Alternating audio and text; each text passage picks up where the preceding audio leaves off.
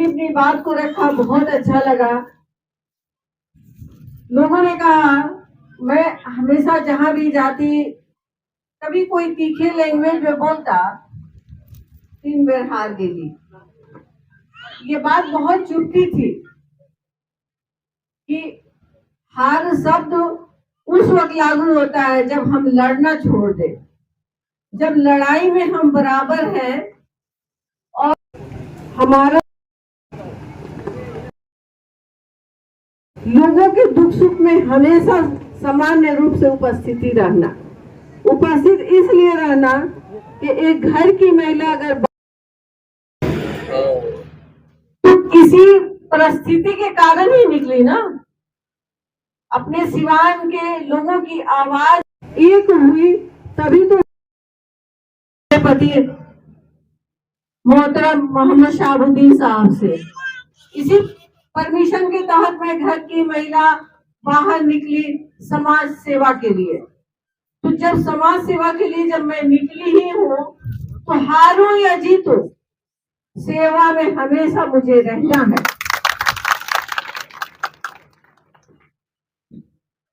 परिस्थिति बहुत विपरीत हुई, अप डाउन हुई और हम लोग उनको खो दिए। खोने के बाद हिम्मत टूटी, लेकिन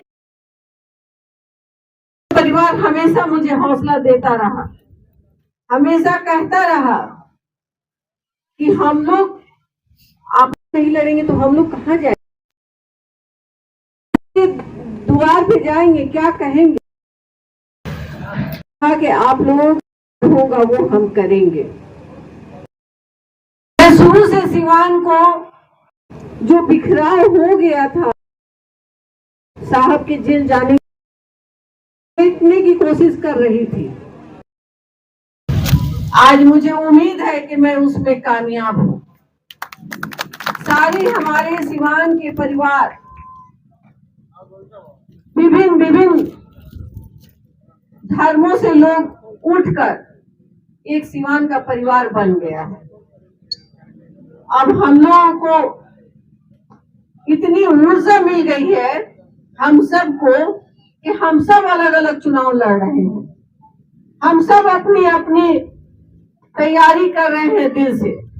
तो उस तैयारी में अगर कहीं भी छोटी सी कोई कमी रह जाए तो आप सब नौजवानों की जरूरत है कि उस कमी को पूरा करें आगे बढ़कर। मुझे ज्यादा मैं क्या कहूँ, मैं कोई बहुत बड़ी लीडर या नेता नहीं हूँ।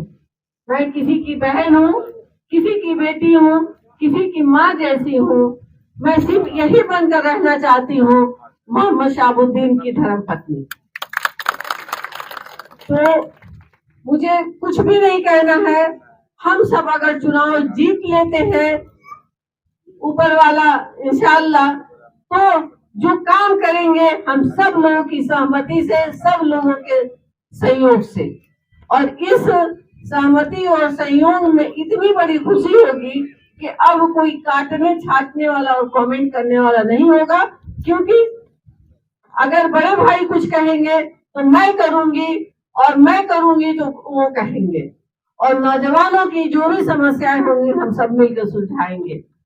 बहुत ज्यादा बात करने से कोई फायदा नहीं है, क्योंकि हम लोगों को अब पहले वहां पहुंचना है, उसके बाद अपने बैठक करके कार्य के बारे में बात करनी है। तो मैं सभी से आग्रह निवेदन करूंगी कि जब भी कोई छोटी छोटी मेरे में कमियां दिखे तो आप यही, मैं इसी ब्लॉक में रहती हूँ, कभी गांव रहती हूँ, कभी सिवान रहती हूँ, आप लोग मेरे द्वार पे आए, नहीं तो मेरा नंबर पे फोन करें और कहें कि आपसे ये गलती हुई है, इसे सुधारें।